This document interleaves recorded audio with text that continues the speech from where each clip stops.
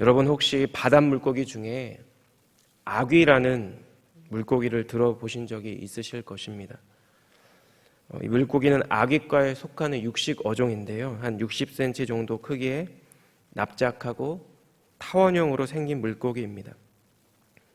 그런데 이 종류 중에서 수중 800m 이상의 깊은 심해에 서식하고 있는 심해아귀라는 물고기가 있습니다. 그림을 보시면 저렇게 굉장히 험악하고 무섭게 생긴 물고기입니다. 그런데 특이한 것은 이 심해아귀가 빛이 거의 들어오지 않는 바다 깊은 곳에 살기 때문에 저렇게 발광체가 있는 촉수를 통해 먹이를 유인해서 잡아먹는 물고기라는 것입니다. 그런데 여러분, 이 심해아귀의 영문 이름이 무엇일까요? 바로 sea devil입니다. 발음도 어려운 멜라노케투스 속이라는 공식적인 학명이 있지만 사람들은 이 물고기를 sea devil or black sea devil 이런 물고기로 부르고 있습니다. 여러분, 왜일까요? 생김새도 무섭고 또 험악하게 생겼을 뿐만 아니라 먹이를 유인해서 잡아먹는 방식이 마치 사람의 마음을 유혹하는 마귀와 같기 때문에 그렇게 지은 것이 아닐까 생각되는 것입니다. 오늘 우리가 함께 읽은 이 본문 7장, 잠언 7장의 말씀은 5장부터 반복되어 왔던 음녀에 대한 경고 가운데 마지막 부분인 동시에 1장부터 이어져 오는 사랑하는 아들을 향한 아버지의 마지막 권면의 말씀입니다. 솔로몬은 아들이 음녀의 유혹을 물리치기 위해 어떻게 해야 하는지를 하나의 긴 이야기를 통해 우리에게 전달하고 있습니다. 여러분, 우리는 어떻게 이 세상 가운데 음녀의 유혹을 물리치고 주님의 뜻을 따라 거룩한 성도로 살아갈 수 있을까요? 이렇게 유혹이 넘쳐나는 세상 가운데 우리는 어떻게 거룩함을 지키며 살아갈 수 있을까요? 본문이 전달하는 이 두 가지 교훈을 함께 나누며 간절히 소망하기에는 우리 안에 참된 거룩이 다시 한번 회복되고 또 하나님의 말씀의 능력을 경험하는 저희 모두가 되시기를 주님의 이름으로 축복합니다. 첫째로, 음료의 유혹을 물리치기 위해 우리는 지혜를 가까이 해야 한다는 것입니다. 본문 1절에서 5절 말씀을 보시면 솔로몬이 아들에게 전하는 간곡한 권면은 결국 하나님의 말씀을 지키고 계명을 간직하라는 것입니다. 3절을 보시면 구체적으로 손가락에 메고 마음판에 새기라고 말하고 있습니다. 핵심적인 하나님의 말씀과 계명을 신체의 어느 특정 부위에 매달거나 부착하는 것은 사실 이스라엘 백성에게 보편적인 신앙 교육입니다. 신명기 6장 6절에서 9절 말씀이 이렇습니다. 오늘 내가 내게 명하는 이 말씀을 너는 마음에 새기고 내 자녀에게 부지런히 가르치며 집에 앉았을 때에든지 길을 갈 때에든지 누워있을 때에든지 일어날 때에든지 이 말씀을 강론할 것이며 너는 또 그것을 내 손목에 매어 기호를 삼으며 내 미간에 붙여 표로 삼고 또 내 집 문설주와 바깥문에 기록할지니라. 이 말씀이 강조하고 있는 것은 결국 하나님의 말씀을 우리 마음에 새기라는 것입니다. 우리의 자녀에게 부지런히 가르치라는 것입니다. 손목에 매든 미간에 붙이든 문설주와 문에 기록해서 붙이든 집안 어디에 있든 말씀이 눈에 띄도록 두라는 것이죠. 그래서 마침내 하나님의 말씀이 부지불식간에 우리의 마음에 새겨지고 심겨지고 우리의 뇌리에 기억되도록 하라는 것입니다. 제가 섬기고 있는 유치부에는 한 30명 정도 되는 어린 친구들이 함께 예배를 드리고 있습니다. 여러분, 3살에서 6살 정도 되는 아주 어린 친구들이 그 작은 손을 모아 기도하고 또 입을 뻥끗하며 찬양을 부르는 모습이 또 율동을 따라하는 모습이 얼마나 사랑스럽고 이쁜지 모릅니다. 문득 우리 아이들이 찬양을 부르는 모습을 보면 선생이자 목회자인 내가 보기에도 이렇게 예쁜데 부모님이 보시기에는 얼마나 예쁠 것이고 또 하나님이 보시기에는 얼마나 예쁠까? 그런 생각을 할 때가 있습니다. 그렇게 아이들이 찬양을 부를 때 정말 제 마음이 참 감사하고 아이들을 바라볼 때 제 안에 사랑이 넘치죠. 그런데 이제 이렇게 찬양 시간이 끝나고 이제 이어서 제가 올라가서 간단하게 말씀을 전합니다.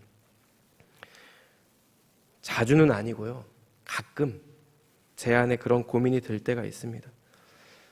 방금 전까지 그렇게 열심히 찬양을 부르고 율동을 하던 친구들이 어느새 딴짓을 하고 있거나 벌써부터 지루해하는 모습을 보일 때 제 안에 그런 고민이 듭니다. 어떻게 보면 아이들한테 굉장히 자연스러운 반응인데 그렇게 딴짓을 하는 아이들 가운데 제 아들도 껴있어갖고 제가 좌절감을 느낄 때가 종종 있습니다. 준비한 말씀이 너무 어려운가? 우리 아이들이 말씀을 사모하는 마음이 별로 없나? 내가 어떻게 해야 되지? 라는 고민을 동시에 안으면서 말씀을 전하고 있는 거예요, 제가. 많은 고민을 하며 말씀을 준비하고 말씀을 전하는 것 같습니다. 그런데 여러분, 종종 저를 위해서 위로해 주시는 부모님들이 계세요. 요새 이제 저희 유치부에서는 주일마다 가정 신방을 하고 있습니다. 교회에서 하든지 가정을 방문해서 하든지 부모님들을 만나서 뵙고 또 교제하고 또 우리 아이들에 대해서 함께 이야기를 나누고 있는데요. 어떤 부모님이 그러시는 거예요. 우리 아이가 주일에 예배를 드리고 집에 오면 물어보지도 않았는데 그날 배운 말씀을 부모님께 막 설명을 할 때가 있다는 것입니다. 본인이 100% 이해한 것 같지도 않은데 들은 말씀을 부모님께 전한다는 것입니다. 그리고 그렇게 아이가 떠드는 그 말씀을 들으며 부모님 자신이 자신의 신앙을 돌아보고 자신의 믿음을 다시 한번 생각하게 된다는 것이죠. 여러분, 이런 말씀을 전해 들을 때 제가 하게 되는 결심이 있습니다. 아이들의 어떠한 반응에 상관없이 애들이 듣든지 아니 듣든지 하나님의 말씀을 전해야 하는구나 라는 생각이죠. 아이들에게 전해진 그 말씀이 아이들 마음과 생각에 심겨지고 새겨지도록 선생님들과 함께 고민하고 애써야겠다는 결심인 것이죠. 그리고 아이들 인생의 어느 때가 되었을 때 이렇게 어린 시절부터 심겨졌던 하나님의 말씀이, 하나님의 지혜가 아이들의 삶을 인도하고 예수님을 구세주와 주인으로 고백하는 귀한 믿음의 열매로 나타날 수 있도록 함께 기도해야겠다는 그런 결심이라는 것입니다. 여러분, 본문 4절 말씀을 보시면 솔로몬은 지혜를 가리켜서 내 누이라고 하고 명철을 가리켜서 내 친족이라고 합니다. 이것은 말씀을 대하는 우리의 또 다른 태도를 우리에게 전달합니다. 여러분, 누이라고 하면 보통 사랑과 보호의 대상이죠. 친족은 어떨까요? 이스라엘 백성에게 있어서 친족은 굉장히 독특한 의미가 있습니다. 친족은 자신과 운명 공동체로 여겨지는 그런 존재였습니다. 친족이 만약에 억울한 죽음을 당하면 대신 원수를 갚아주고 돈이 없어서 종으로 팔리면 자신의 소유를 희생해 그를 대속하고 해방시키는 것이 율법이었고 이스라엘 백성들의 전통이었습니다. 결국 누이를 대하듯 친족을 대하듯 지혜와 명철도 소중히 여기라는 것입니다. 여러분, 이렇게 했을 때 결과가 무엇일까요? 본문 5절 말씀이 이렇습니다. 그리하면 이것이 너를 지켜서 음녀에게 말로 호리는 이방 여인에게 빠지지 않게 하리라. 우리로 하여금 간음과 음란에 빠지지 않도록 하는 것, 사탄의 유혹에 빠지지 않도록 우리를 지켜주는 것, 그것은 어떻게 보면 우리의 결단, 우리의 결심, 우리의 노력과 우리의 의지가 아니라 하나님께서 우리에게 주신 지혜라는 것입니다. 하나님의 말씀을 사모하는 마음, 겸손히 주님을 경외하는 마음, 하나님의 말씀을 의지하는 마음이 우리를 우리의 죄악으로부터, 유혹으로부터 우리를 지켜주신다라는 것입니다. 이렇게 우리의 몸과 마음을 지켜주는 것이 바로 이 지혜이기 때문에 솔로몬은 계속적으로 간곡히 자신의 아들들이 이 지혜를 간직할 것을 권면하고 있다라는 것입니다. 여러분, 약 40년의 광야 생활을 마치고 이제 약속의 땅에 들어가기 전 모압 평지에서 이스라엘 백성에게 하신 말씀이 신명기서입니다. 신명기 4장 1절에 이렇게 기록되어 있습니다. 이스라엘아, 이제 내가 너희에게 가르치는 규례와 법도를 듣고 준행하라.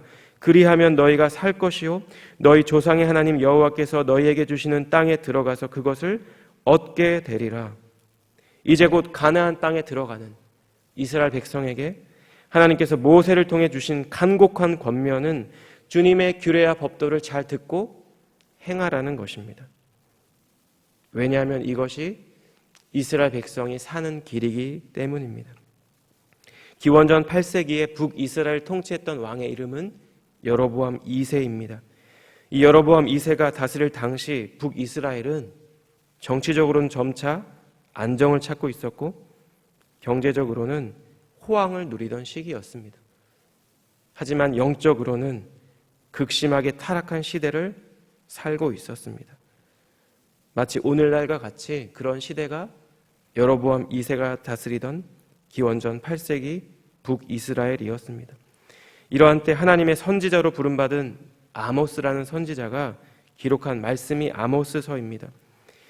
이러한 때 아모스 선지자의 외침이 무엇일까요? 5장 6절이 이렇습니다. 너희는 여호와를 찾으라. 그리하면 살리라. 그렇지 않으면 그가 불같이 요셉의 집에 임하여 멸하시리니 베델에서 그 불들을 끌 자가 없으리라. 너희는 여호와를 찾으라. 그리하면 살리라. 이것이 아모스 선지자의 절규였고 외침이었습니다. 여호와를 찾는 것, 여호와의 얼굴을 구하는 것, 여호와의 뜻대로 행하는 것, 그것이 바로 그들이 살 유일한 길이라는 것입니다.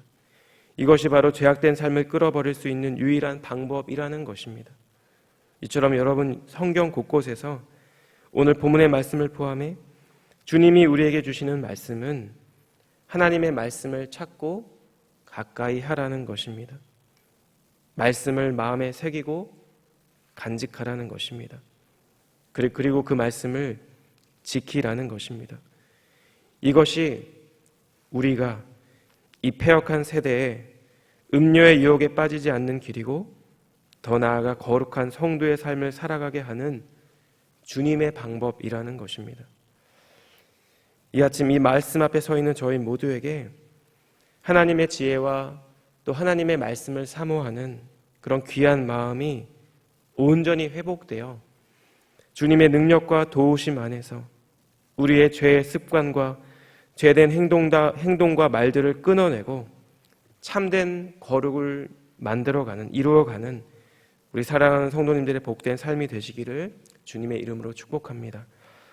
두 번째로 본문의 말씀이 우리에게 전하는 교훈은 이것입니다. 우리의 연약함을 하나님께 맡겨드리고 끊임없이 악한 생각을 내어 버려야 한다는 것입니다.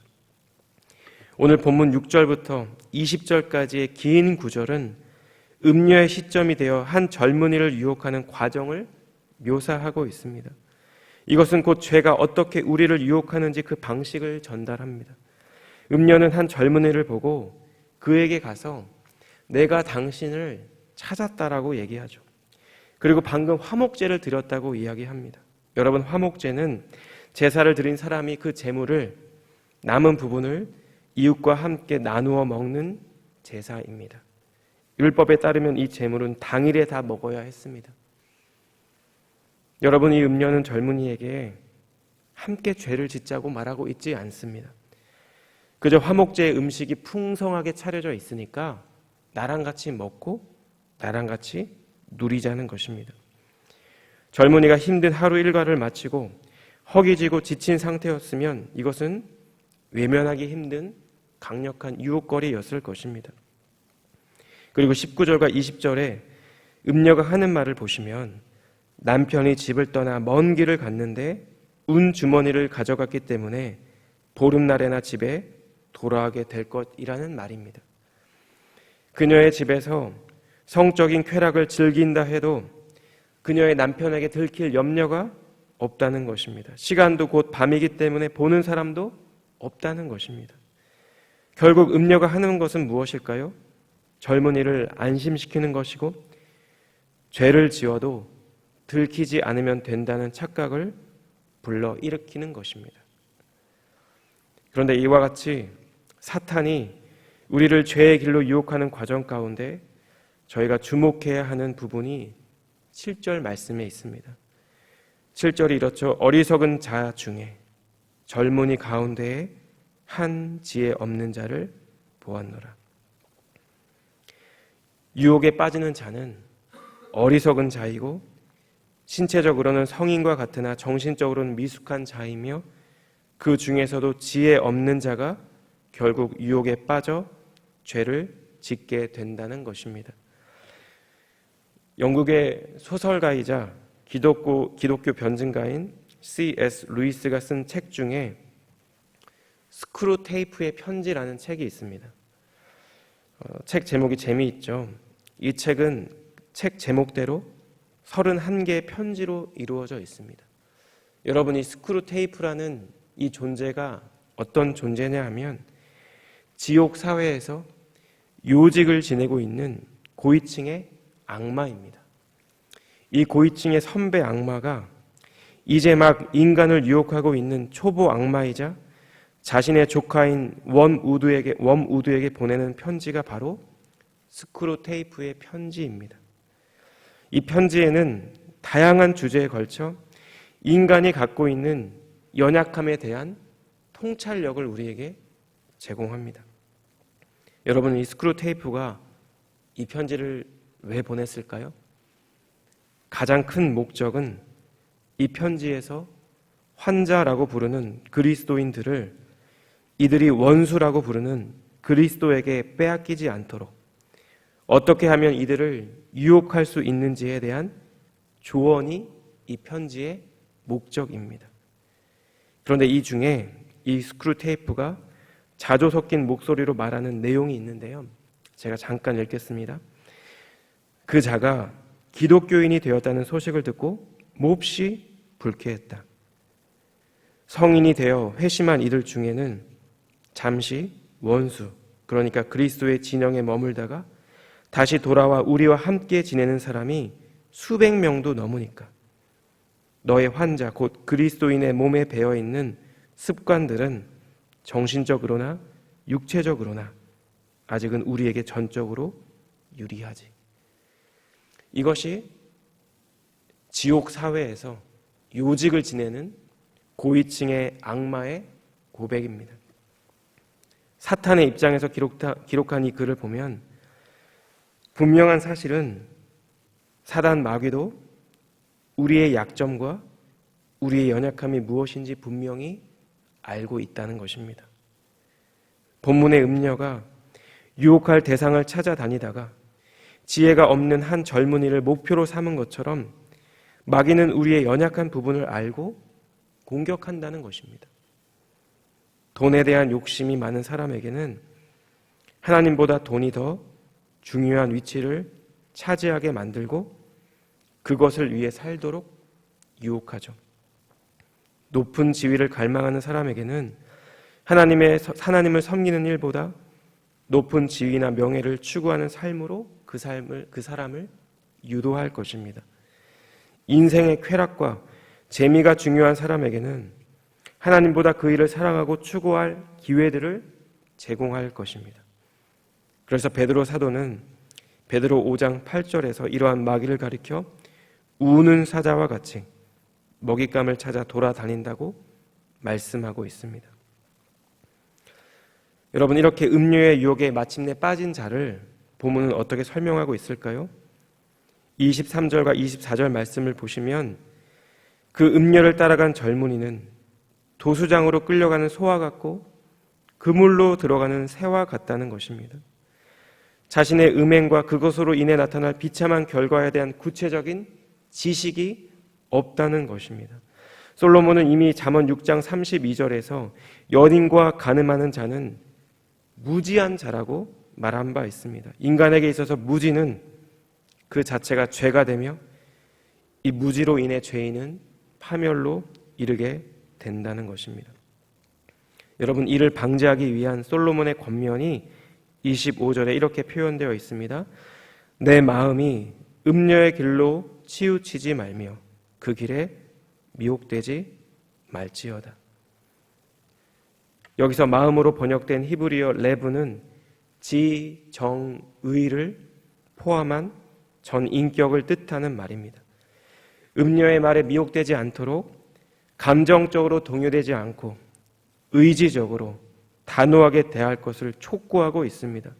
왜냐하면 다른 모든 범죄와 마찬가지로 음란한 죄 역시 우리의 마음에서 시작되기 때문입니다. 그러면 여러분, 우리는 우리의 마음을 지켜야 합니다. 종교개혁자 마틴 루터가 이런 말을 남겼습니다. 새가 머리 위로 지나갈 수는 있으나 머리에 앉아 둥지를 틀게 해서는 안 된다. 우리는 죄인이기 때문에, 죄된 속성이 여전히 우리 안에 있기 때문에 우리는 우리 머릿속에 잠깐씩 스치고 지나가듯 악한 생각이 들 때가 있습니다. 음란한 마음이 들 때가 있습니다. 그런데 그 악한 생각과 음란한 생각이 내 마음속에 머물며 둥지를 틀게 하면 안 된다라는 것입니다. 매일매일 순간마다 그렇게 우리 안에 연약함을 발견하고 그 연약함을 주님께 맡겨드릴 때 불쑥불쑥 찾아오는 악하고 음란한 생각들을 끊임없이 버리며 하나님의 말씀과 지혜와 명철로 우리의 마음과 생각을 채워나갈 때 우리의 마음은 비로소 음녀의 길로 치우치지 않고 그 길에 미혹되지 않게 될 것입니다. 오늘 우리 각 성도님들에게, 저희 모두에게 하나님께 허락하신 이 말씀을 기억하며 거룩한 영이신 성령 하나님만이 우리의 마음을 지배하고 다스리시는, 그래서 더 이상 죄의 길이 아니라 생명과 거룩의 길을 걸어가는 우리 사랑하는 성도님들의 삶의 자리 되시기를 우리 주님의 이름으로 축복합니다. 기도하겠습니다. 거룩하신 하나님, 우리의 생각과 마음 가운데 끊임없이 밀려오는 유혹 앞에서 우리의 힘과 우리의 의지와 우리의 결단이 아니라 주님의 말씀만을 의지하는 저희 모두가 되게 하여 주시옵소서. 하나님, 우리 안에 정한 마음을 창조해 주시고 하나님, 우리 안에 정직한 영을 새롭게 하여 주시옵소서. 주의 성령만이 우리의 마음과 생각을 통치하시고 주관하여 주셔서 끊임없이 지속적으로 음란하고 죄악된 생각을 벗어버리게 하시고 우리 안에 참된 거룩함이 회복될 수 있도록 하나님, 우리에게 은혜를 베풀어 주시옵소서. 우리의 삶의 자리 가운데, 우리의 심령과 마음과 생각 가운데 그렇게 행하실 주님께 감사드리며 이 모든 말씀 예수님의 존귀하신 이름으로 기도드렸습니다. 아멘.